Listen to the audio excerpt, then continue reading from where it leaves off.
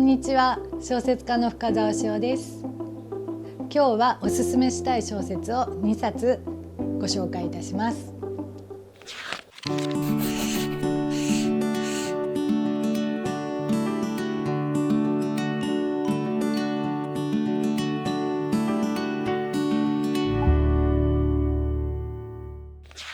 ドリアン助川さんの確かなリスの不確かさ、私はこの本が大好きなんですね。で、まずどこが好きかっていうと、本当に文章の温かさと、それから小説らしい小説っていうんですかね。なんか小説のできることってもちろんリアリティのあることを書くっていうこともあるんですが、その小説の中でだからできる架空のことだったり、主人公が人間じゃないとか、語り手が例えば物だったりとか、そういうものととっても小説的でいいなって思うんですね。で、自分はなかなかそういうものを上手に書けないんですが、ドリアンさんのこの小説は動物が主人公なんですね。それで短編集なんです。で、私も短編集も大好きなんですけれども、このドリアン助川さんはアンっていう小説を書かれた方で、かなり多くの国に翻訳されてる、アンが翻訳されてるんですけれども、映画ではキキキリンさんが主役をされた素晴らしいものもあります。で、そのドリアンさんが昨年出したこの確かなリスの不確かさで、この中でクマが出てきたり、クジラが出てきたり、コウモリだったりするんですけれども、その主人公が、人間社会と接する話だったり、街の中に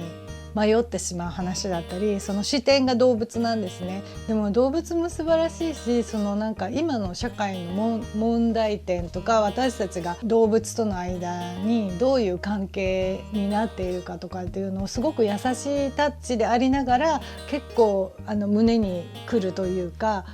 なんか辛い現状っていうのをきちっと描いてらっしゃっていて、もうとっても素敵な本です。こうやってご本人のサインもあって大事にしている本なんです。このサインをもらったのは、私が2023年の1月に名古屋の方でイベント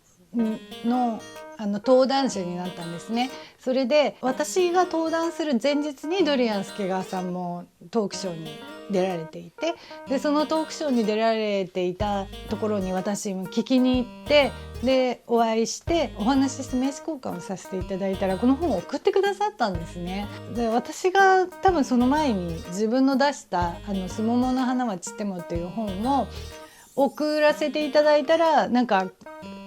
ドリアンさんも送ってくださって、でそういう経緯でお知り合いになったんですけれども、こういうふうに結構知り合いになった作家さんやジャーナリストの方も含めて本を送ってくださることがあって、で自分ではなかなか手を出さないものだったり、気づかないものだったり、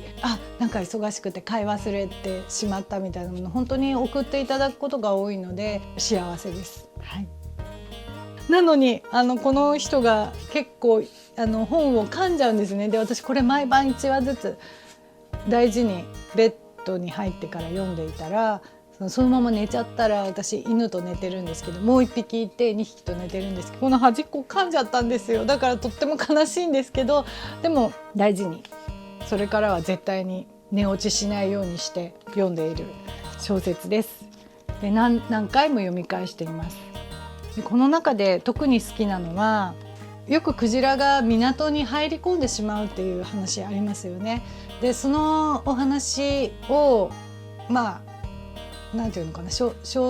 こうクジラ側の視点で小説にされてるんですけど、とっても切なくて最初に読んだ時に号泣してしまいました。クジラのお母さんという本なんですけど、フクロウの話も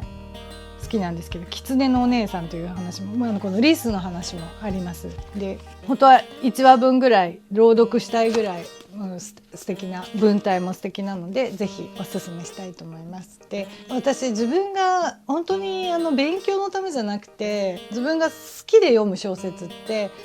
割と動物のものとかモチーフにしてるもの多いんですけれども、このもう一冊おすすめはバージニア・ウルフのフラッシュっていうある犬の伝記っていう本で、これは犬の目を通したある女性の話を書いてるんですね。で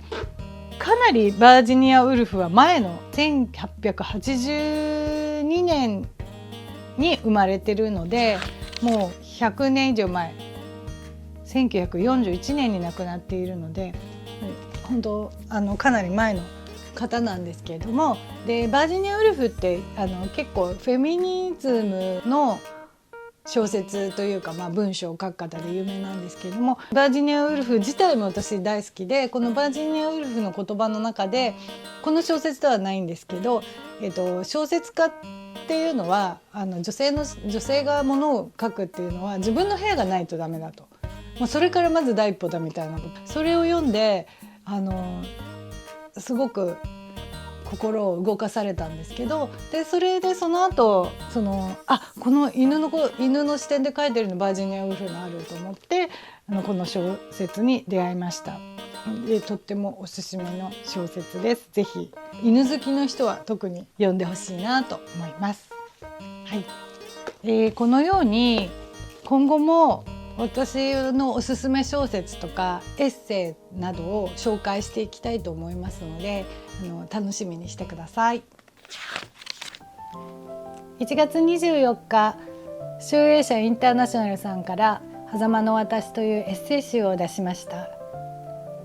ぜひ読んでいただければ嬉しいです。よろしくお願いいたします。最後までご視聴いただきありがとうございました。ぜひチャンネル登録をお願いします。高評価の方もよろしくお願いします。